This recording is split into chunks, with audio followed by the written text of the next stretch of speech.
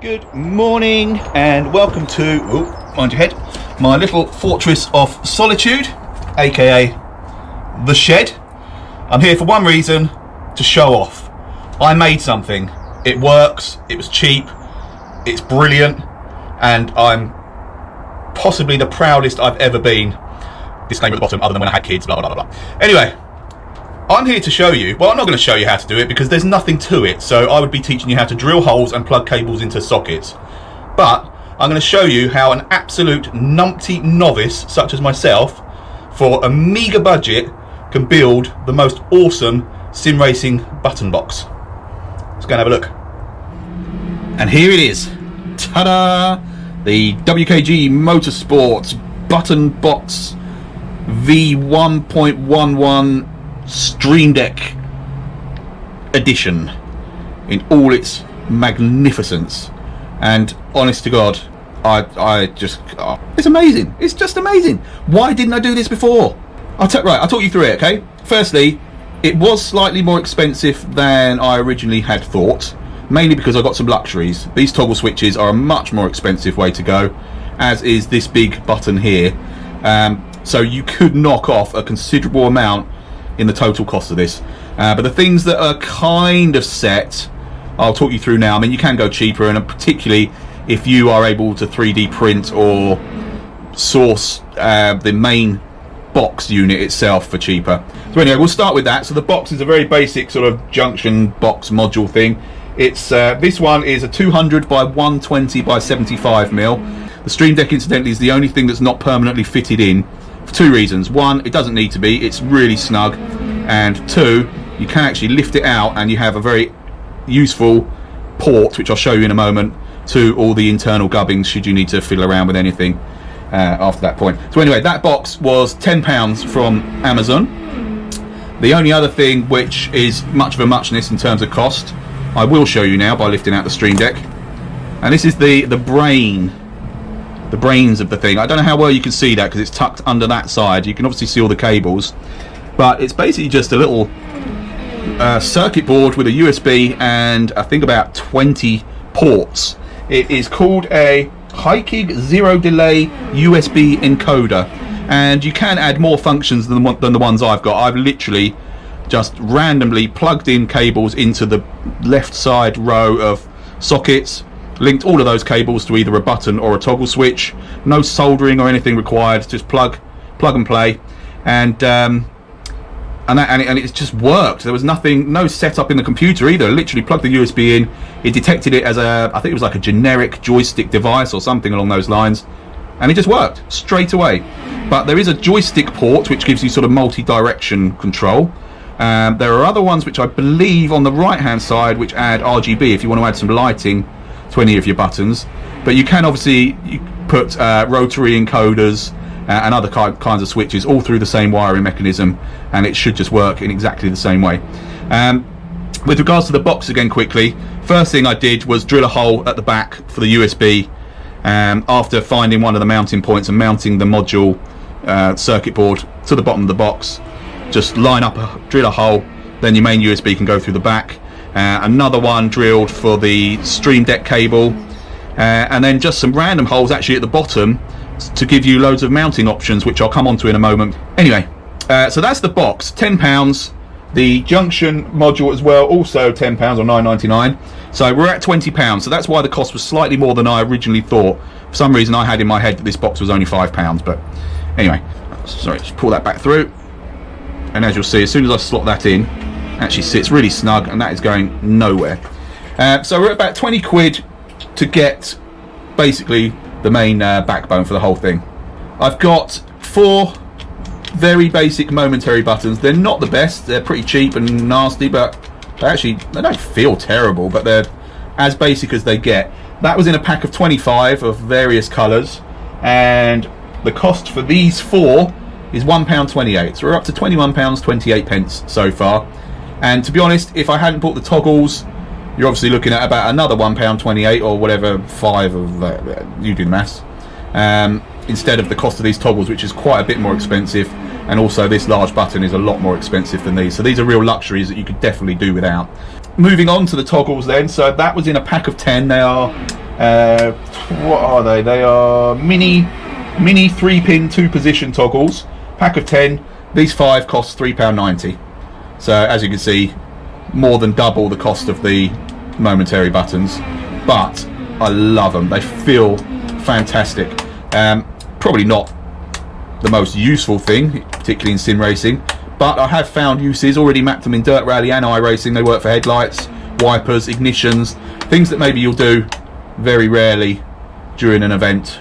But to be honest, it's all just, this is a passion project of mine, and that, oh, they're as good as anything. So that was £3.90. So we're up to, what are we up to? About 25 quid now. And then the final luxury was this big 24mm momentary button, which doesn't look like this. It looks like this. But I have customised it with the bottle cap from one of my favourite beers and one of my favourite bottle cap designs, which I don't know if will come across very well on the camera, but it's this beautiful copper Marisu beer bottle cap, which I just used some epoxy putty to mould around the existing button, and it's actually added a really nice weight to it as well. It feels lovely. So that button on its own, so again I could only get a pack of 6, but on its own that button would be £2.50. So the total cost, barring things that I didn't buy because I already had, which I'll come on to in a second, £27.67. And like I say, you could knock a £5 off that easily by just using standard buttons instead of toggles and not having this big button. Because I've got 25 of these bad boys, these little ones. I could have just literally covered the whole thing and had more functionality but less, and spent less money. But there we go. On to the things that I already had. This the shroud, the surround for this button, is actually the headset from an old road bike. I thought it just worked beautifully. I've managed to space it using the putty when I made this button, space it so I've got just a slight rise over the top of it, so I can just feel it, but it's virtually flush. But it's absolutely, when I'm driving, for push to talk, absolutely perfect. Position wise, weight wise, everything. Oh, it's brilliant. And I thought that looked particularly cool. And then the finish on the box itself, I'm loath to use the word carbon effect because it's not really, it's more like a quilted leather effect. But it's actually a cut-off from some moisture membrane, like waterproofing membrane that I used when I built this shed. So I thought it was quite appropriate and actually finished it off quite nicely. So I'm pleased with that. So that was free, that was free. Again, don't need that. The box was a bit scratched up, so I wanted to cover it. And the way I wanted to do this button meant that, but I could just put the standard button in, not bother with that. So, you know, these are all luxuries. Oh, Rink's about to die, look. Ready? Oh, there he goes. Can you see that in the background on the camera? This was the race Rink and I had the other night. Brilliant race, but poor old Mr. Visser, look at him. Oh, wrecked. And again, anyone? Oh, there you go, and he's gone.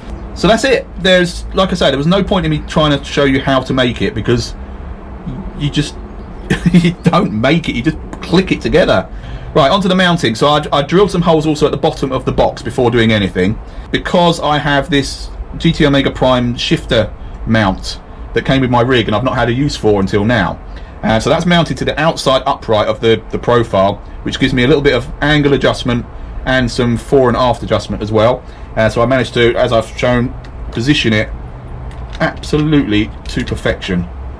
Mounting on anything, I suppose, you've got options to drill holes around every edge and the underneath, and I can't foresee a situation or a type of cockpit or table mount where you wouldn't be able to get a really good position for something like this with very little fannying around.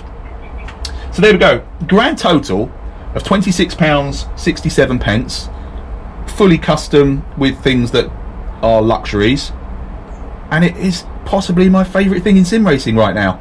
And like I mentioned earlier, I don't know why I didn't do it before, other than apprehension that it's a more daunting task than it actually is, because it literally is plug and play. If you can build Lego, you can build one of these things. What would be even better is if the genius 3D printers within our group started making custom box layouts. So you could have things like, for example, I would love for this panel here to then angle up slightly, so this button is slightly raised and out there, so I'm pushing forwards rather than down. Not that it matters, but it would look really cool. And then you could have maybe like an engraved logo or something like that. You can have them specific to wheel deck, so it mounts around your wheel deck and curves round, things like that. So 3D printing combined with doing this very basic electronics is just, oh, it's a dream come true. You could just make anything. So maybe I'll just get a 3D printer. But right, genuine offer to anybody, not for profit or anything like that, but if anyone would like me to make them one, anyone within the WKG Motorsport team would like me to make them one, please let me know. I mean, you'd be stupid to, because you should just make it yourself. But the only thing you'd have to buy is the box and the module on the inside. But rather than having to buy packs of 25 buttons and whatnot, I can just use the ones I've got left over. I've still got 21 of these momentary buttons left. I've got 5 of these, I've got 5 of these, and I can lay them out however you want. If you wanted a Stream Deck one, if you wanted a really thin, narrow one, just with buttons, or whatever you want, let me know. You can have a custom beer bottle cap if you want. Obviously that would be about 200 quid, sort of customization charge. Other than that, the rest of it's free. No, seriously, just drop me a line. But that's it. I hope you found that interesting and encouraging, that absolutely anyone can make the most satisfying thing with no skills, no budget really. It's just awesome. But yeah, let me know if you have any questions at all. I'm happy to answer. I will link everything I bought below. Go and do it. Go and make one. You'll love it, even if you don't have a use for it. Like, I don't really have a use for it, but let's be honest, it's just fun. Anyway, thanks for watching. I hope that was helpful, and I will see you all soon.